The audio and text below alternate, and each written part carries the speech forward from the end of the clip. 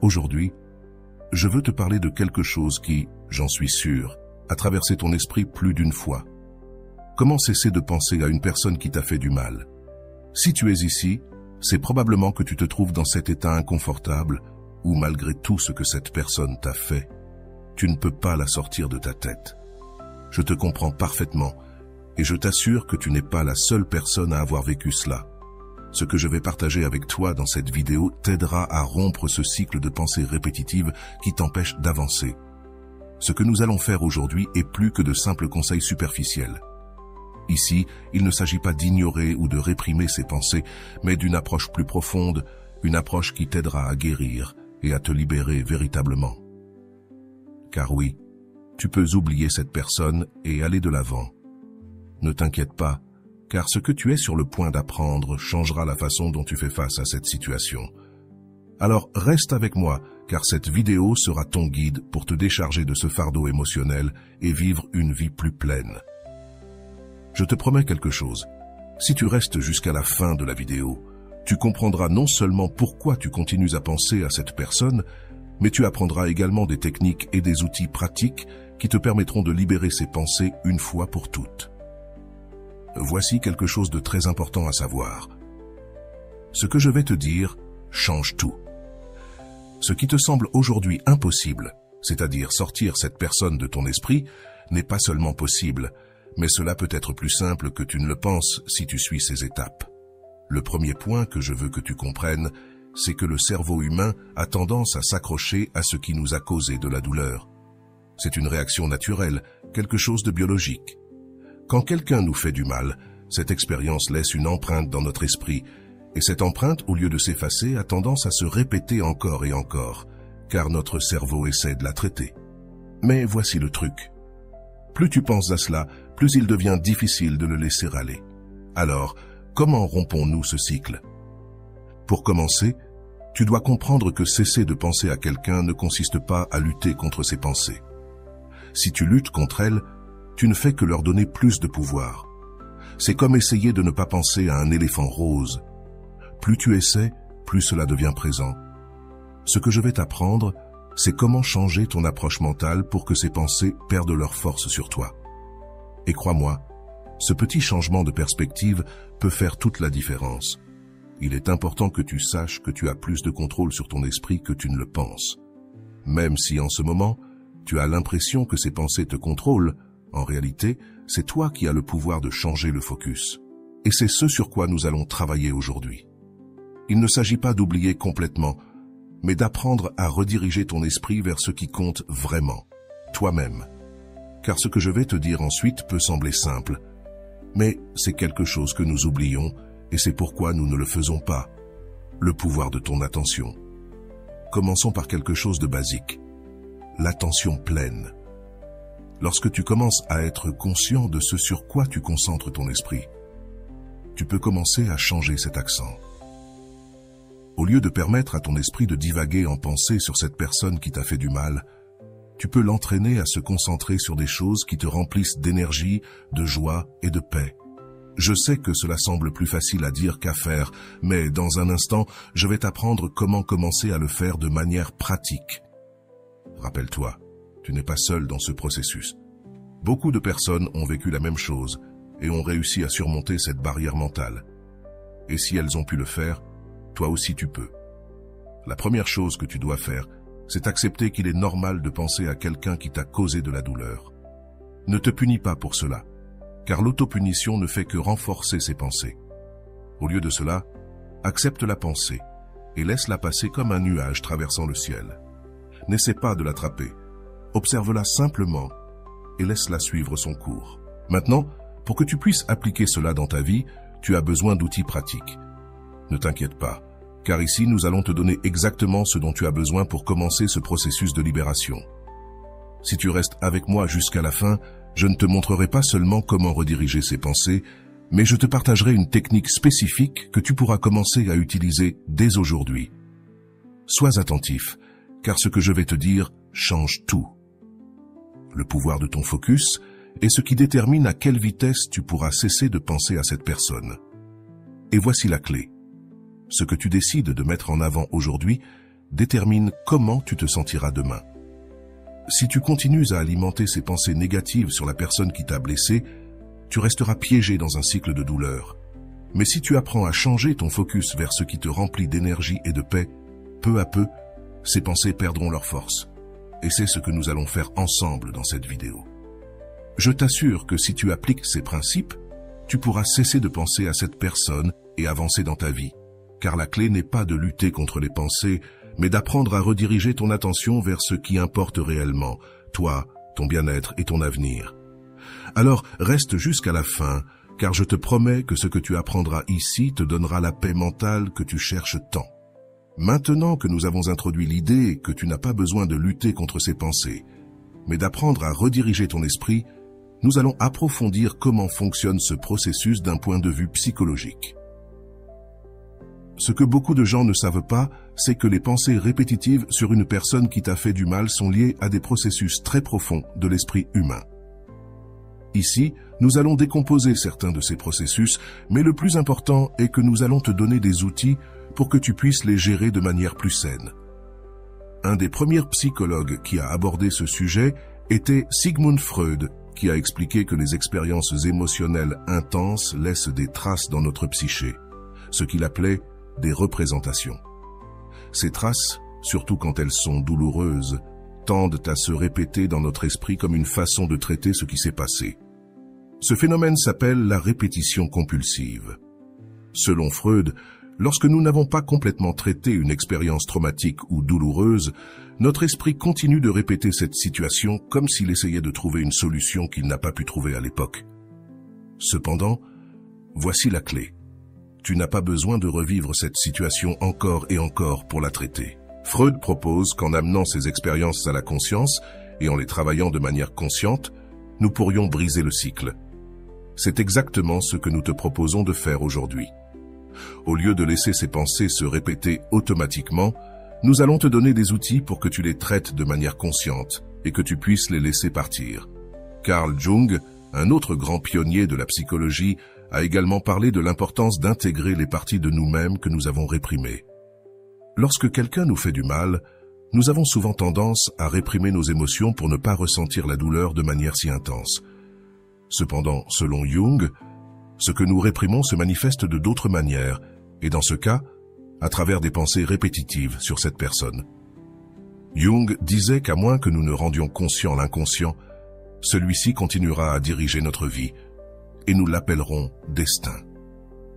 En d'autres termes, si nous n'amenons pas ces pensées à la lumière de la conscience et que nous ne les travaillons pas, elles continueront d'affecter nos décisions et nos émotions sans que nous en soyons conscients. C'est ici que l'un des concepts clés que Rolando Goicoechea a mentionné dans plusieurs de ses réflexions entre en jeu. Il dit « Je ne suis pas la même personne qu'hier, ni qu'il y a un an. C'est pourquoi j'accepte et j'aime mon corps à toutes ses étapes et changements. La transformation est un cadeau que je me permets de recevoir. » Que nous dit cela dans le contexte de cesser de penser à quelqu'un qui t'a fait du mal? Que l'acceptation du processus de changement et de transformation est essentielle pour lâcher ces pensées répétitives. Tu n'es pas la même personne que tu étais lorsque cette blessure s'est produite, et tu n'as pas besoin de continuer à porter cette douleur. Un autre psychologue qui éclaire ce sujet est Erich Fromm, qui dans son livre « L'art d'aimer » mentionne que de nombreuses personnes restent piégées dans des relations ou des souvenirs douloureux parce qu'elles confondent l'amour avec la dépendance émotionnelle. Selon Fromm, le véritable amour ne s'accroche ni ne poursuit. Dans le contexte de cesser de penser à quelqu'un qui t'a blessé, cela signifie que si tu continues à penser à cette personne, c'est peut-être parce que tu t'accroches à une idée de ce que cela aurait pu être, au lieu de ce que cela a réellement été.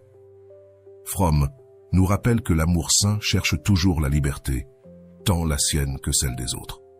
S'accrocher aux pensées de quelqu'un qui t'a fait du mal n'est pas une preuve d'amour, mais de dépendance émotionnelle. Ce que nous proposons ici, c'est que tu lâches cette dépendance, car ce que tu cherches n'est pas l'amour, mais la libération. Et cette libération commence lorsque tu réalises que, pour avancer, tu dois laisser aller ces pensées. Pas par rancœur, mais par compassion envers toi-même. Un autre psychologue contemporain, Guy Winch, a beaucoup étudié la guérison émotionnelle Et comment cesser de penser à quelqu'un qui t'a fait du mal? Winch parle de l'importance de l'hygiène émotionnelle, qui consiste à prendre soin de nos émotions de la même manière que nous prenons soin de notre hygiène physique. Un des exercices que Winch propose est d'écrire une lettre à cette personne, non pas pour l'envoyer, mais pour exprimer tout ce que tu n'as pas pu dire à l'époque. Cet acte symbolique aide à libérer les émotions réprimées et à les traiter de manière consciente. Rolando Goicoechea a également une réflexion précieuse sur ce sujet. La vie a déjà beaucoup de difficultés et de situations compliquées. Pourquoi s'embarrasser de quelque chose de plus? Ce conseil est clé, car souvent, nous nous accrochons à l'idée de chercher des réponses, de confronter cette personne ou de trouver une clôture. Mais ce dont nous avons vraiment besoin, c'est de cesser de nous compliquer la vie et de trouver cette clôture en nous-mêmes, sans dépendre de l'autre. Un autre outil que tu peux appliquer, basé sur la psychologie cognitive, est de changer le dialogue intérieur. Souvent, lorsque nous pensons à quelqu'un qui nous a fait du mal, nos pensées ont tendance à répéter des phrases comme « Pourquoi m'a-t-il fait ça ? Qu'est-ce que j'ai mal fait ?» ou « Comment ai-je pu être si naïf ou naïve ?» Ce type de dialogue intérieur ne fait que renforcer le cycle de pensées négatives. À la place, tu peux commencer à pratiquer un dialogue intérieur plus compatissant, en disant des choses comme « C'est normal que je me sente ainsi, mais je n'ai plus besoin de penser à cela » ou « Je me permets de lâcher cette pensée et d'avancer ». Et ici, je vais te dire quelque chose qui peut tout changer. Le pardon n'est pas pour l'autre personne, c'est pour toi. Pardonne, non pas parce que cette personne le mérite, mais parce que tu mérites la paix. C'est un concept que de nombreux psychologues ont exploré, et c'est l'une des clés pour cesser de penser à quelqu'un qui t'a fait du mal. Il ne s'agit pas de justifier ce qu'ils t'ont fait, mais de te libérer du fardeau émotionnel que tu continues de porter. Souviens-toi que cesser de penser à quelqu'un qui t'a blessé n'est pas un processus qui se fait du jour au lendemain. C'est un processus de transformation intérieure, comme le mentionne Rolando, où tu acceptes le changement et te permets de guérir. Au bout du compte, la seule personne qui peut te donner la clôture que tu cherches, c'est toi-même. Et quand tu le feras, tu te rendras compte que tu n'as pas besoin de te cramponner à ces pensées pour avancer.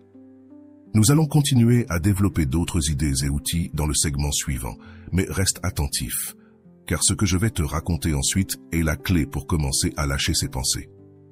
Dans la prochaine partie de la vidéo, je te partagerai une technique qui te permettra de rediriger ton esprit lorsque ces pensées apparaîtront. Et si tu vas jusqu'au bout, je te partagerai un outil pratique que tu pourras commencer à utiliser dès aujourd'hui pour constater des changements réels. Jusqu'à présent, nous avons parlé de l'importance de reconnaître et de traiter consciemment les pensées qui te tourmentent concernant quelqu'un qui t'a blessé. Nous avons également mentionné comment des psychologues comme Freud, Jung, Fromm et Winch nous offrent des perspectives profondes sur pourquoi notre esprit s'accroche à ces pensées et comment nous pouvons travailler pour nous en libérer. Dans cette troisième partie de la vidéo, nous allons approfondir les techniques et outils que tu peux commencer à appliquer dès aujourd'hui pour briser ce cycle. L'un des concepts les plus précieux en psychologie contemporaine est celui de la pleine conscience, ou mindfulness, une technique qui s'est révélée très efficace pour gérer les pensées intrusives. La pleine conscience consiste à être présent à l'instant sans juger ce que tu ressens ou penses. C'est une pratique qui t'apprend à observer tes pensées sans te laisser emporter par elles. Lorsque tu penses constamment à quelqu'un qui t'a fait du mal, il est facile de se perdre dans une spirale de pensées négatives, mais avec la pleine conscience, tu peux observer ces pensées comme des nuages passagers, sans avoir besoin de t'y accrocher. Rolando Goicoechea parle également du pouvoir de vivre dans le présent. Dans l'une de ses réflexions, il dit « En ne le contactant pas, je suis totalement concentré sur ma croissance. Cela fera de moi quelqu'un de bien meilleur que lorsque je l'ai rencontré. » Ici, Rolando nous rappelle quelque chose de fondamental. Lorsque tu te concentres sur le présent et sur ta propre croissance personnelle, le passé commence à perdre son pouvoir sur toi. Au lieu de t'obséder sur ce que cette personne t'a fait, cela te permet de te concentrer sur ce que tu peux faire aujourd'hui pour t'améliorer et grandir. Pour pratiquer la pleine conscience, tu peux commencer par noter tes pensées sans les juger. Imagine que tu es assis au bord d'une rivière et que tes pensées sont comme des feuilles qui flottent dans le courant. Tu n'as pas besoin de sauter dans l'eau et de poursuivre ces feuilles. tu les observes simplement passer. Lorsque tu remarques que tu commences à penser à cette personne, respire profondément et dis à ton esprit « C'est bien que cette pensée apparaisse, mais je n'ai pas besoin de m'y accrocher. » Ce simple acte d'observation peut t'aider à te distancier émotionnellement de ces pensées. Un autre outil puissant pour cesser de penser à quelqu'un qui t'a fait du mal est la restructuration cognitive, une technique provenant de la thérapie cognitivo-comportementale, TCC. La restructuration cognitive t'aide à changer la manière dont tu interprètes et réponds à tes pensées. Souvent, lorsque quelqu'un nous blesse, nous interprétons la situation d'une manière qui nous fait sentir coupables, insuffisants ou même responsables de ce qui s'est passé. Mais la vérité est que tu n'es pas responsable des actions des autres.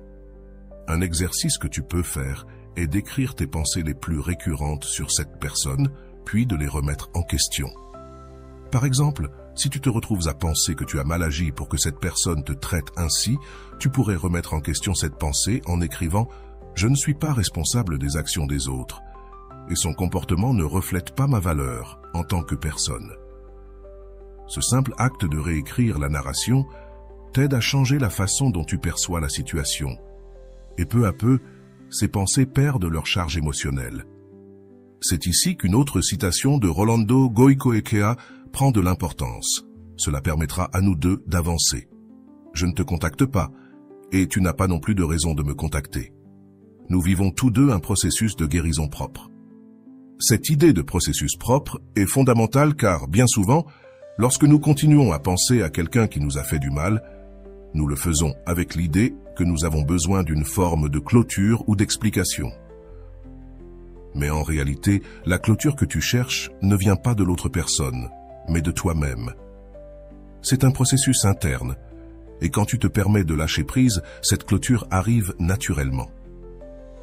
Une autre technique qui a prouvé son efficacité est l'ancrage émotionnel. Cette technique consiste à créer un ancre émotionnelle positive, quelque chose que tu peux utiliser pour rediriger ton esprit lorsque ces pensées indésirables apparaissent. Par exemple, tu peux choisir une activité que tu aimes ou quelque chose qui te fait du bien. Cela peut être écouter ta chanson préférée, sortir te promener ou pratiquer un hobby. Chaque fois que ces pensées sur cette personne apparaissent, tu te concentres sur ton ancre émotionnelle. Avec le temps, ton esprit associera cette pensée intrusive à la nouvelle activité positive et les pensées perdront leur pouvoir. Rolando Goicoechea a également une phrase qui complète cette idée de créer de nouvelles associations émotionnelles. Si je contacte, j'ai tendance à aller à l'encontre de ce que la vie a prévu pour moi. À partir de maintenant, je me concentre uniquement sur ce qui est à venir et non sur ce qui est passé. C'est une leçon importante. Concentre-toi sur ce qui est à venir, pas sur ce qui est déjà passé. En créant une ancre émotionnelle positive, tu dis à ton esprit qu'il n'a plus besoin de rester coincé dans le passé, mais qu'il peut se concentrer sur ce qui est à venir. Un aspect fondamental que nous devons également aborder est le pardon. Comme nous l'avons mentionné dans la réponse précédente, le pardon n'est pas pour l'autre personne, mais pour toi. Mais parfois, le pardon est un processus difficile, car nous avons l'impression qu'en pardonnant, nous justifions le mal que l'on nous a fait. Cependant, le psychologue, l'un des pionniers de la recherche sur le pardon, dit que le véritable pardon n'a rien à voir avec l'excuse du comportement de l'autre personne, mais avec le fait de se libérer du poids émotionnel que tu portes. En pardonnant, tu lâches ce poids que tu portes dans ton cœur et tu te permets d'avancer plus léger. Souviens-toi de cela. Le pardon est un acte d'amour-propre. En pardonnant, tu te dis que tu mérites la paix. Cela ne signifie pas que tu oublies ce qu'on t'a fait, ni que tu permettes à nouveau qu'on te fasse du mal. Ce que cela signifie, c'est que tu choisis de lâcher le ressentiment pour ne plus continuer à porter cette douleur. Une fois que tu commences à pratiquer le pardon, tu remarqueras que les pensées sur cette personne commencent à diminuer. Enfin, je veux te parler du pouvoir de la gratitude. Cela peut sembler un conseil étrange lorsque tu fais face à des pensées douloureuses, mais de nombreuses études en psychologie positive, comme celle de Martin Seligman, ont démontré que la gratitude peut transformer notre perception du passé. Lorsque tu te concentres sur les choses pour lesquelles tu es reconnaissant dans ta vie actuelle, ton esprit commence à se rediriger vers le positif. Tu peux même commencer à voir les leçons que cette situation douloureuse t'a laissées. Attention, car ce que je vais te dire change tout. Lorsque tu apprécies ce que tu as appris, même si cela a été douloureux, tu cesses de voir cette personne comme une source de douleur et tu commences à voir la situation comme une partie de ta croissance personnelle. En résumé, ces outils, la pleine conscience, la restructuration cognitive, l'ancrage émotionnel, le pardon et la gratitude sont tes alliés pour cesser de penser à cette personne qui t'a fait du mal. Reste attentif, car dans le segment suivant, je vais te raconter une histoire qui t'aidera à voir comment appliquer tout cela dans la vie réelle.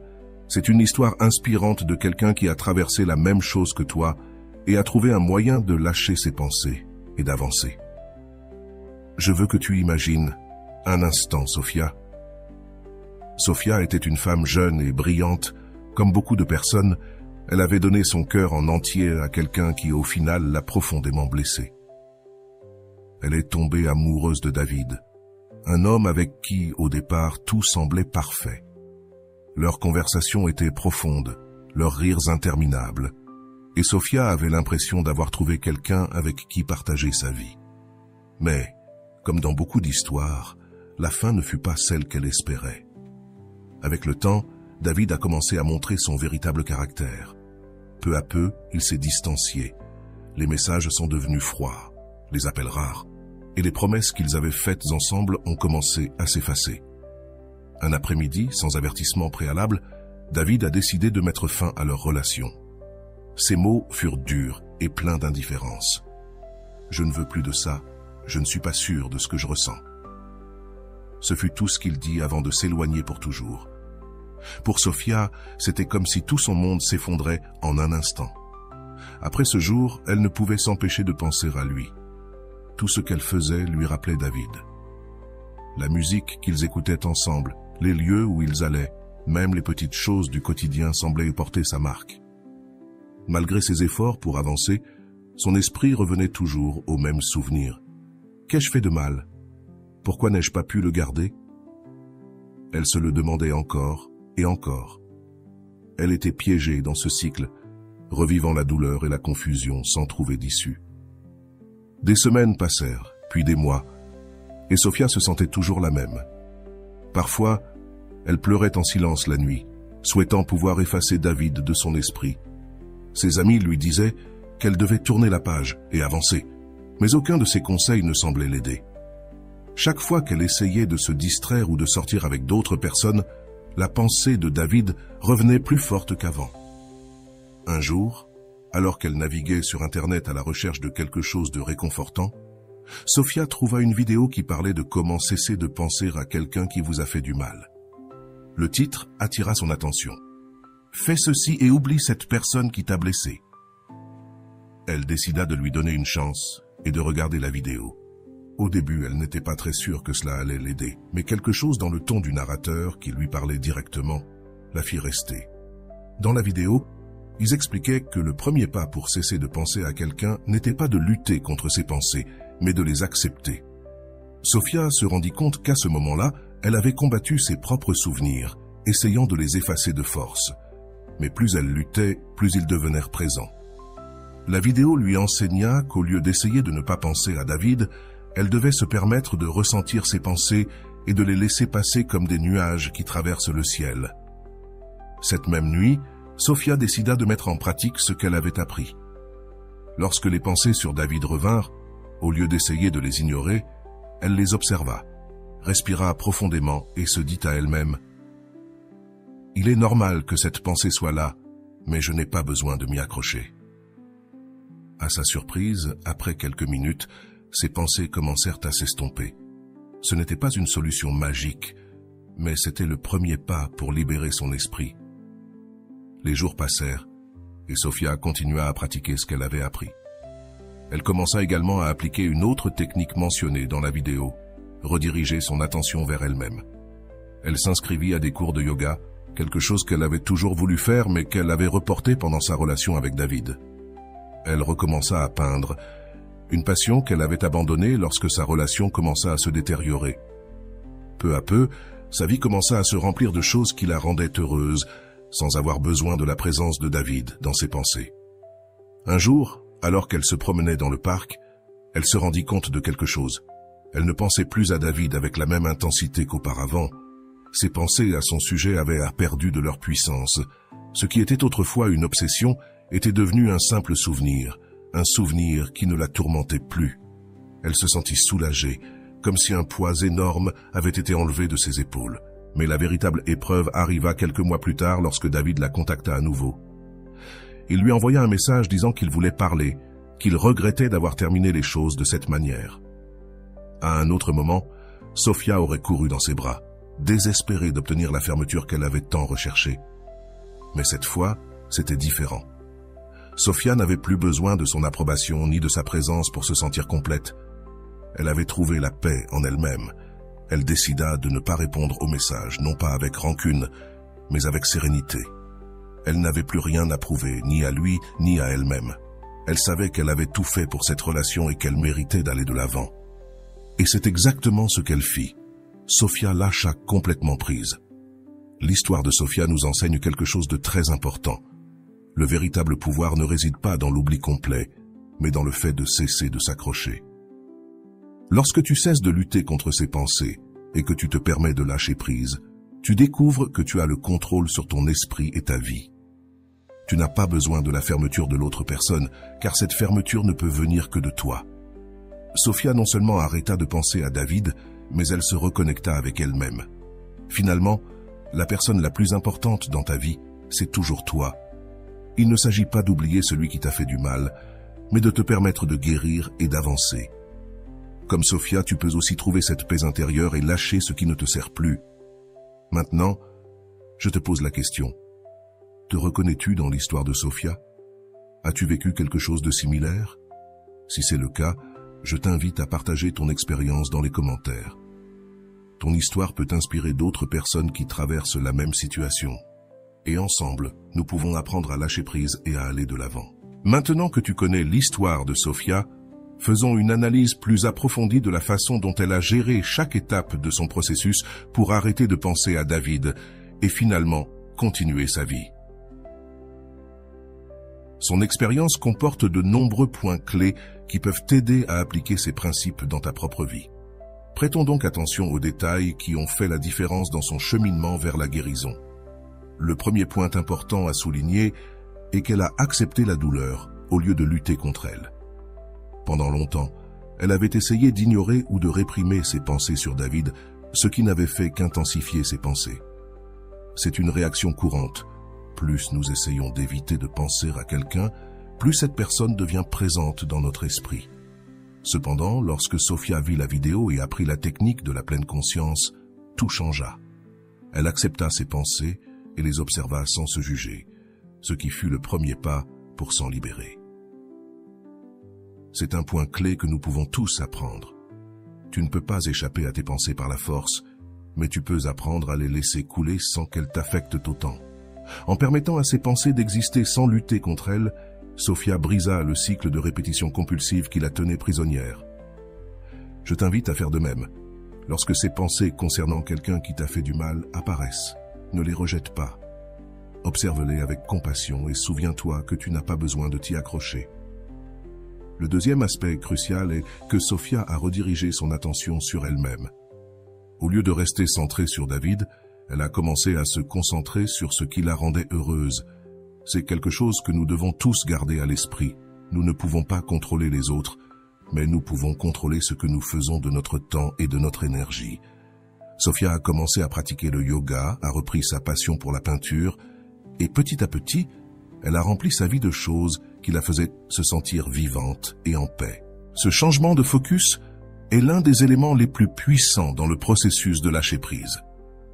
Quand tu te retrouves à penser constamment à quelqu'un qui t'a fait du mal, il est facile d'oublier tes propres passions, tes propres objectifs et ton propre bien-être. Mais Sophia a démontré qu'en redirigeant son énergie vers les choses qui lui apportaient de la joie, ses pensées sur David ont commencé à perdre de leur force. Le cerveau a une capacité incroyable à s'adapter, et lorsque tu l'entraînes à se concentrer sur le positif, le négatif perd son pouvoir. Le troisième point que nous devons analyser est comment Sophia a pris le contrôle de son discours intérieur. Comme nous l'avons mentionné précédemment, la restructuration cognitive est une technique puissante qui t'aide à changer la manière dont tu interprètes les pensées qui te tourmentent. Dans le cas de Sophia, elle est passée de « qu'ai-je fait de mal ?» à se dire « j'ai fait de mon mieux et je ne suis pas responsable des actions des autres ». Ce changement dans son dialogue interne a été clé pour qu'elle puisse se libérer de la culpabilité et avancer. Voici la leçon pour toi. Tu as le pouvoir de changer l'histoire que tu te racontes. Si tu te sens piégé dans des pensées de culpabilité ou de regret, arrête-toi et demande-toi, cette narration m'aide-t-elle à guérir ou me retient-elle dans la douleur? Lorsque tu changes la façon dont tu te parles, tu changes aussi la manière dont tu perçois ta situation. Sophia a exactement fait cela, et c'est pourquoi elle a pu se libérer du poids émotionnel qu'elle portait. Le quatrième aspect crucial est comment Sophia a décidé de ne pas chercher de clôture externe. Lorsque David a repris contact avec elle, dans le passé, elle aurait couru après lui en cherchant des réponses, en quête de la clôture qu'elle désirait tant. Mais cette fois, Sophia n'avait plus besoin de ces réponses. Elle avait trouvé sa propre clôture en elle-même. C'est un point important. Souvent, nous croyons que pour aller de l'avant, nous avons besoin d'une conversation finale, d'une excuse ou d'une explication de l'autre personne. Mais la vérité est que la clôture que tu cherches ne peut venir que de toi-même. Sophia a compris cela et a décidé de ne pas répondre au message de David, non par rancœur, mais parce qu'elle avait déjà suffisamment guéri pour ne pas avoir besoin de cette conversation. Sa paix ne dépendait plus de lui. Je te pose une question importante. Attends-tu une clôture externe pour pouvoir avancer? Si c'est le cas, rappelle-toi que la clôture la plus puissante est celle que tu te donnes à toi-même. Lorsque tu décides de lâcher prise sur ce qui ne te sert plus, enfin, le dernier point que je veux souligner est comment Sophia a trouvé sa liberté émotionnelle à travers le pardon et la gratitude. À la fin de son processus, elle ne pensait plus à David, mais le faisait depuis un lieu de compassion. Elle ne nourrissait pas de rancœur parce qu'elle avait compris que le pardon était un cadeau pour elle-même, pas pour lui. De plus, elle a pratiqué la gratitude pour ce qu'elle avait appris au cours de cette relation et pour la croissance qu'elle avait vécue en la surmontant. C'est un point qui peut transformer ta vie. Le pardon ne consiste pas à justifier le mal que l'on t'a fait, mais à libérer ton cœur du poids de la rancœur. Et quand tu es capable de remercier pour les leçons, même celles qui proviennent de la douleur, tu te rends compte que chaque expérience t'aide à grandir. Sophia s'est libérée non seulement des pensées sur David, mais aussi du fardeau émotionnel que ces pensées entraînaient. Maintenant, je veux que tu réfléchisses à ce qui suit. Que peux-tu apprendre de l'histoire de Sophia? Si tu t'identifies à son parcours, il est peut-être temps d'appliquer ces mêmes outils dans ta vie. As-tu du mal à cesser de penser à quelqu'un qui t'a blessé? Ressens-tu que tu attends une clôture qui n'arrive jamais? Si c'est le cas, je t'invite à partager ton expérience dans les commentaires. Ton histoire peut être l'inspiration dont quelqu'un d'autre a besoin pour aller de l'avant.